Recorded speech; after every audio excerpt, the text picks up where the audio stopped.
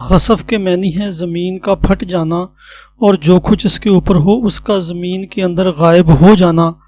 زمانہ ماضی و حاضر میں بہت سے ایسے واقعات پیش آ چکے ہیں جو قوت اور حجم میں ایک دوسرے سے مختلف تھے، مگر وہ خسوف جن کا ذکر احادیث میں آیا ہے ان کی ایک خاص حیثیت ہوگی اور ان کی خبر اور چرچا ہر طرف پھیل جائے گی۔ 3 مقامات پر ہونے والے وہ خسوف جن کا ذکر احادیث میں وارد ہے آخری زمانہ میں واقع ہوں گے۔ قرآن و سنت کی بہت سی نصوص ان پر دلالت کرتی ہیں۔ حضرت حذیفہ بن اسد غفاری سے روایت ہے کہ رسول اللہ صلی اللہ علیہ وسلم ہمارے پاس تشریف لائے جبکہ ہم قیامت کا ذکر کر رہے تھے۔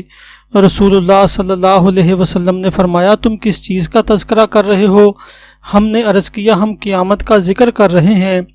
آپ علیہ السلام نے فرمایا، یقیناً وہ قیامت اس وقت تک قائم نہیں ہوگی حتیٰ کہ اس سے پہلے 10 نشانیاں دیکھ لو۔ پھر آپ نے ذکر کیا دھواں، خروج دجال، خروج دابا، سورج کا مغرب سے طلوع ہونا، عیسیٰ بن مریم علیہ السلام کا نزول، خروج یاجوج ماجوج، مشرق مغرب اور جزیرہ نمائے عرب میں زمین کا دھنس جانا، اور سب سے آخر میں جو علامت ظاہر ہوگی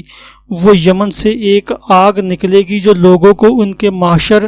سیریا کی طرف ہانک کر لے جائے گی۔ حضرت ابو امامہ رضی اللہ عنہ سے روایت ہے کہ رسول اللہ صلی اللہ علیہ وسلم نے فرمایا، میری امت کے کچھ لوگ کھانے پینے اور لہو و لعب میں رات گزاریں گے، جب صبح ہوگی تو سب کے سب خنزیر بن چکے ہوں گے۔ اس امت کے بعض قبائل کو ان کے گھروں سمیت زمین میں دھنسا دیا جائے گا۔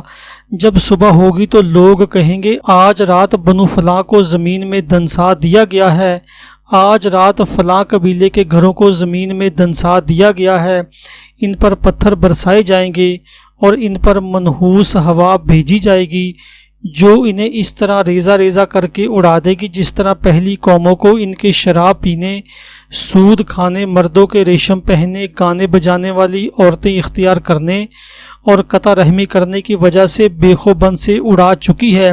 ابو امامہ کہتے ہیں کہ آپ علیہ السلام نے ان ہلاک ہونے والوں کی ایک اور خصلت بھی ذکر کی مگر میں اسے بھول گیا۔ حضرت عبداللہ بن عمر سے روایت ہے کہ نبی علیہ السلام نے فرمایا، میری امت میں خسف و مسخ اور پتھروں کی بارش ہوگی۔ حضرت عبداللہ بن عمر سے ہی روایت ہے کہ رسول علیہ السلام نے فرمایا، ایک شخص تکبرانہ انداز میں اپنی چادر زمین پر گھسیٹتے ہوئے چل رہا تھا، اسے زمین میں دنسا دیا گیا اور وہ اس میں قیامت تک دنستا ہی چلا جائے گا۔ حضرت انس رضی اللہ عنہ سے روایت ہے کہ رسول اللہ صلی اللہ علیہ وسلم نے ایک مرتبہ ان سے فرمایا، اے انس، لوگ مختلف شہروں میں رہائش اختیار کریں گے، ان میں سے ایک شہر کا نام بصرہ یا بصیرہ ہے، اگر تمہارا وہاں گزر ہو یا اس میں داخل ہونے کا اتفاق ہو تو اس کی شوریلی زمین سے،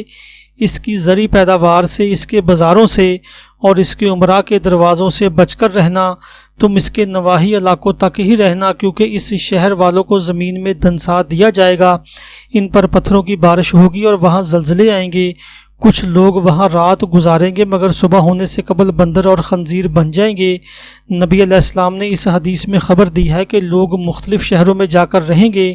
ان میں سے ایک بصرہ نامی شہر بھی ہوگا۔ آپ علیہ السلام نے حضرت انس کو خبردار کیا کہ وہ اس شہر کی شوریلی زمین سے بچ کر رہیں، وہ اس کی نباتات سے اور اس کے بازاروں سے بھی بچ کر رہیں جہاں لوگ جمع ہوتے اور خرید و فروخت کرتے ہیں۔ آپ علیہ السلام نے انہیں ظالم حکام کے دروازوں پر جانے سے بھی ڈرایا کیونکہ شہر میں زمین دھنسنے، پتھر برسنے، زلزلے برپا ہونے اور شکلیں بدلنے کے واقعات ہوں گے۔ آپ علیہ السلام نے انہیں بصرہ کے گرد و نواح میں رہنے کی ہدایت فرمائی تاکہ وہ ہلاکت سے بچ سکیں۔ حضرت نافع رضی اللہ عنہ سے روایت ہے کہ ایک شخص حضرت ابن عمر کی خدمت میں حاضر ہوا اور کہا کہ فلاں شخص آپ کو سلام کہتا ہے۔ حضرت ابن عمر نے فرمایا، مجھے پتہ چلا ہے کہ اس نے کوئی بدعت ایجاد کی ہے، اگر ایسا ہی ہے تو اسے میری طرف سے سلام نہ کہنا، میں نے نبی علیہ السلام کو یہ فرماتے ہوئے سنا ہے، میری امت کے قدریہ فرقے کے لوگوں کے ساتھ شکلیں بدلنے، زمین میں دھنسنے اور پتھروں کی بارش جیسے واقعات پیش آئیں گے۔